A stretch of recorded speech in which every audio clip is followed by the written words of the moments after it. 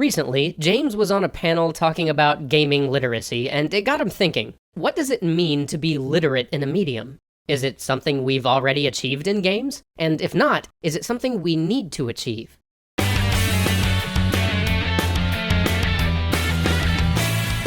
When talking about media literacy, I think it helps to break it up into two different types. Basic literacy, the type of literacy that's required just to read the text in the first place, and advanced literacy, the type required to dig beyond the surface level and really analyze a work. And neither of these is binary, each exists on a scale. We all have varying levels of basic and advanced literacy in the different types of media we consume. You don't just achieve advanced literacy in a medium and instantly understand the full depth of every work within it. And both of these literacy types become even more complicated when you apply them to games.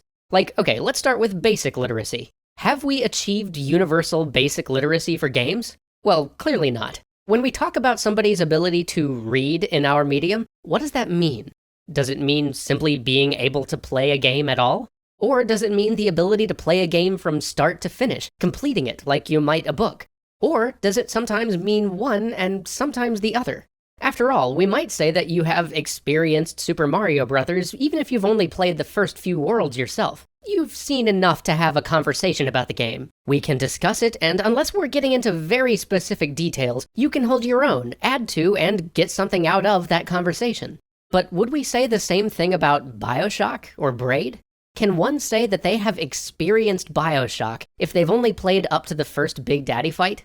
Can you have a really complete conversation about Braid if you don't know the twist?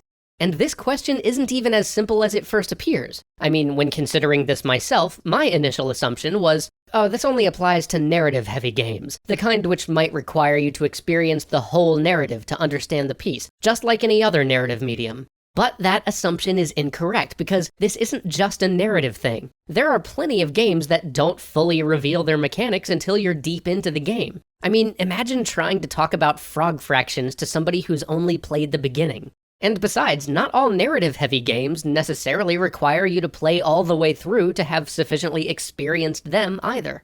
Take The Witcher 3. It focuses on telling a variety of small, self-contained stories, often allowing the central narrative arc to take a back seat. You can argue that somebody who's only gone through even as little as the Bloody Baron questline has experienced that game and can, on the broadest level, talk about it meaningfully.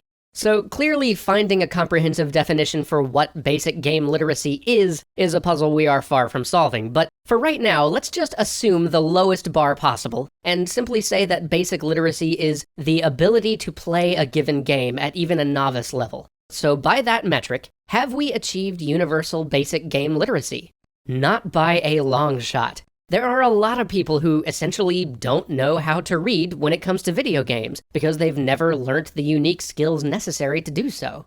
If you've ever handed a controller to a parent or a grandparent who doesn't really play games and watched them stare at the thing in bewilderment as they hold it all wrong, you know what I'm talking about.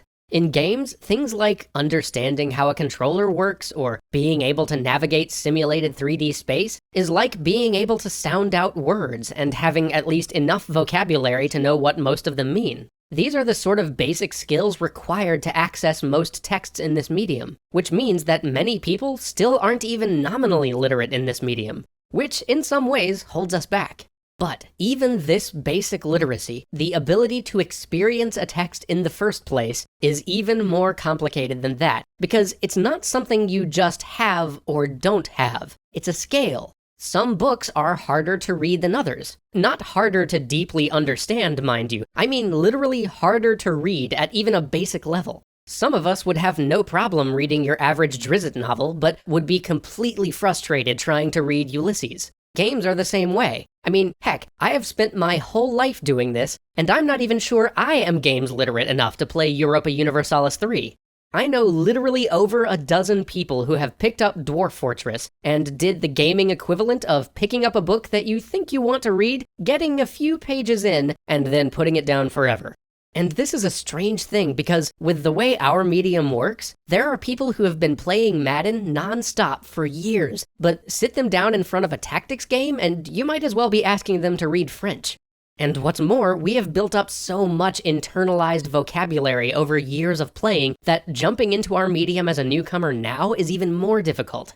I mean, if I showed you a game character with a little red bar over their head, you would instantly identify that as a health bar, right?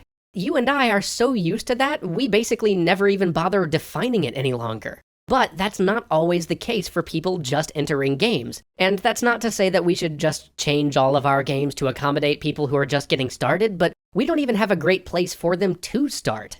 If you were to Google books for a beginning reader, you would get a fairly consistent set of recommendations for where to start. The few places that have even attempted to make similar lists for games frequently contradict each other based on the list maker's preferences and personal play habits. So we have a ways to go before we actually achieve or even facilitate a basic universal literacy in games. Now, why is this important?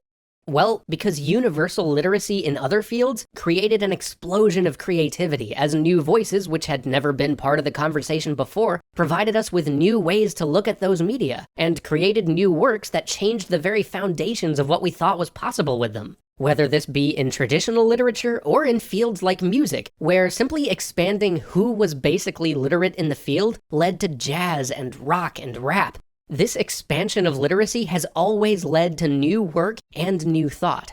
It's also important because a higher level of basic literacy allows creators to do more. For example, when films started to become popular, the audience didn't innately and instinctually understand what a cut meant. We instantly read them as basic jumps in time or place today, but early audiences had to learn that. Today, the level of basic literacy among filmgoers has risen to such a degree that even the most pablum commercials use cuts without worry. And because filmmakers can now rely on that tool and use it liberally without any explanation or introduction, they can present us with works that would be impossible to comprehend without that universally shared knowledge. I would love to get to a point where we could cut down most of our tutorials and never had to drop features because they demand a level of audience literacy that we can't yet 100% guarantee. On top of all of that, the modern AAA industry's focus on sequels makes developing universal basic games literacy even more complicated. Imagine a world where almost all of the major books published each year were part of an existing series. If you're just starting to learn how to read, on top of that struggle, now you're wrestling with being thrown into the middle of every story, with a bunch of characters, jargon, places, and past events that you're just expected to know. That's what we do, except we're doing it with narrative and mechanics and systems, making it that much harder. Luckily, games have one advantage. Our entire medium is designed to be engaging. And this means that many people, often when they're very young, just struggle through all of this and learn on their own because they so want to be literate. They want to have access to all the things this literacy grants. But even so, we as a community should think about games literacy. How much does it matter to us to expand who is literate? How much does it matter to us to increase the average level of basic literacy amongst players so that designers can do more with our games? How much does it matter to us that we achieve that universal literacy so our games can be used in schools? I know that's a lot to puzzle through, and I realize that we kind of introduced more questions than we answered, but sit tight, we haven't even started into advanced games literacy yet. Join us next time as we dive into what it means to be games literate on a higher level. See you then.